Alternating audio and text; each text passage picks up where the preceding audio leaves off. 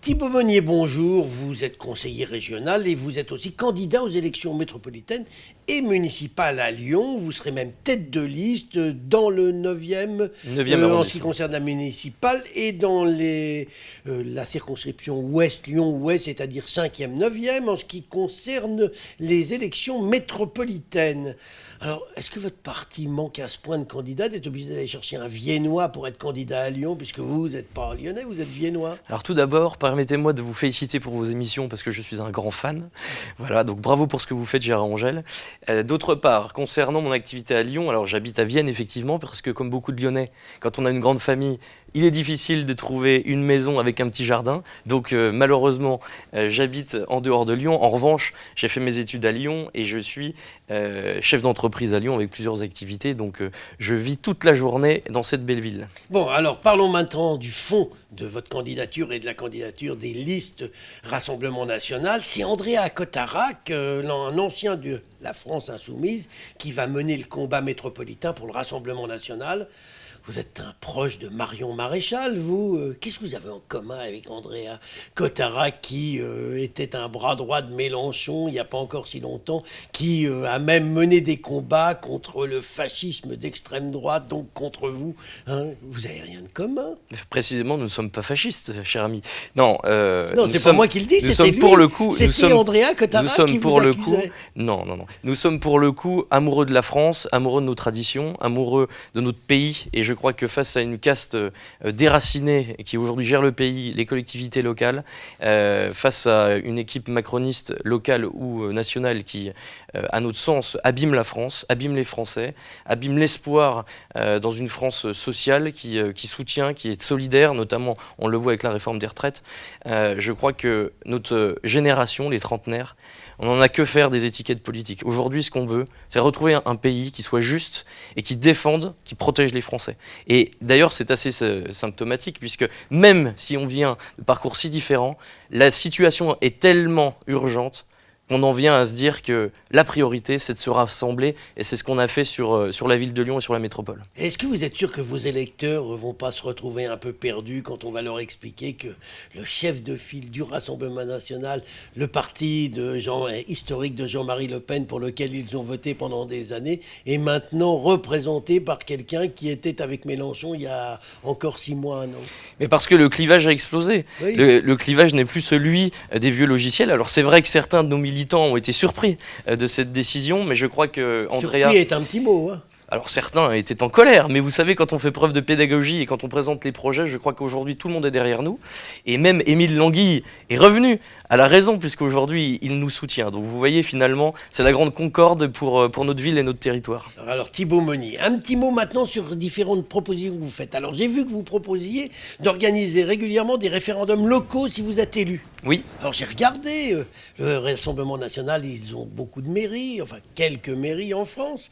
Et puis Beaumont, Hénin-Beaumont par exemple, hein, vous avez une personnalité. Pas de référendum a été organisé depuis que vous tenez la mairie. J'ai regardé partout. Il y en a eu un malheureux. C'était à Hayange. Ça a coûté très cher. Ça a été un échec 14%. Et finalement, vous n'avez pas fait parce que vous vous êtes rendu compte que c'était pas très utile. Pourquoi vous nous en proposez à Lyon? Vous voulez nous ruiner? Alors, la priorité des villes, tout de même, Front National, puisqu'elles ont été extrêmement bien gérées, comme vous le savez, c'était surtout d'arrêter les impôts ou de les baisser. Aujourd'hui, la priorité principale qui avait été promis aux électeurs en 2014 a été respectée et l'ensemble de nos villes ont arrêté les impôts ou ont baissé. Je tiens à le préciser parce qu'on nous taxe toujours de mauvais gestionnaires et là c'est une preuve que les choses ont été bien faites. Pour le reste, nous sommes sur une nouvelle élection municipale, les choses doivent se restructurer. Il y a eu les gilets jaunes et je crois qu'aujourd'hui les Français demandent plus de démocratie locale. C'est d'ailleurs notre point principal sur la métropole. Comme vous le savez, on a présenté les choses sous l'angle de la métropolitisation, c'est-à-dire que les compétences de la ville, de la commune, sont happées, vampirisées par des échelons supérieurs qui, effectivement, reculent la démocratie et éloignent les centres de décision du peuple et des habitants de notre territoire. Donc il s'agit aujourd'hui, effectivement, d'organiser des référendums.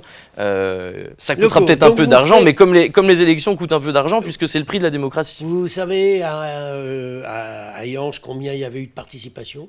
Non, je ne sais Non, pas. c'était 14%.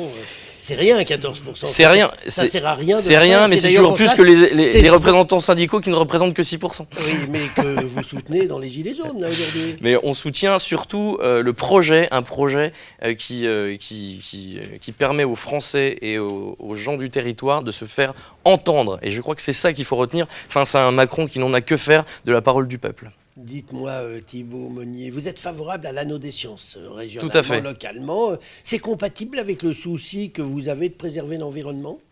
Alors, déjà, concernant l'environnement, il faut dire quelque chose. Il faut effectivement trouver des solutions alternatives, ça tout le monde en convient. Hein. Je suis d'une génération déjà sensibilisée à l'écologie, il n'y a pas de problème. En revanche, on ne peut pas pénaliser en permanence les gens qui travaillent, puisque moi je vous rappelle qu'il n'y a pas que du mouvement pendulaire entre la maison, le travail en voiture. Il y a aussi ceux qui ont besoin de la voiture pour travailler, les artisans, les indépendants. Moi-même qui suis indépendant, puisque je ne suis pas apparatchik de la politique, vous le savez, je ne me vois mal prendre le métro avec un parpaing et mes outils pour aller pour passer sur mes chantiers. Vous êtes pas maçon. Je ne suis pas maçon, Donc mais je mets la main à la pâte.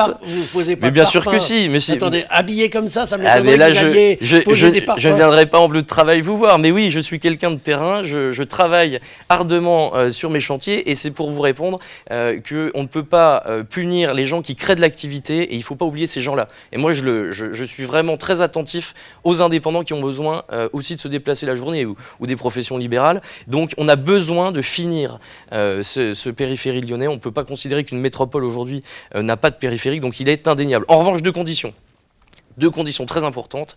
Revoir le tracé, puisqu'il a été quand même proposé il y a un certain nombre d'années, le territoire évolué, notamment l'éloigner le maximum des hôpitaux qui notamment traitent les problèmes de pneumonie. Donc il serait quand même assez intéressant de recréer le tracé, en tout cas de le réétudier et d'en discuter avec les maires. Avant de nous quitter, j'ai quand même une dernière question à vous poser. Le futur président de la métropole, il ne pourra avoir une majorité qu'en nouant des alliances. Or, vous, avec qui vous pourriez nouer des alliances ? Alors vous êtes très pressé, monsieur Gérard-Angel, très oui, pressé. Laissez-nous déjà faire campagne. Ou à moins que vous vouliez être toujours dans l'opposition. Alors, vous savez, aujourd'hui, je pense que la dynamique va être lancée parce qu'avec ce grand rassemblement inédit de jeunes, une liste très jeune, de gens qui viennent de tout horizon, avec un projet extrêmement pertinent et pragmatique, je crois que vous devriez attendre les résultats, puisque si ça se trouve, c'est nous qui serons faiseurs de roi sur ce territoire, et tout le monde doit faire très attention à notre score, et j'en suis ravi d'ailleurs de cette belle dynamique qui s'annonce. Mais ce qui n'empêche que pour avoir une majorité, il faudra faire des alliances, quoi qu'il arrive.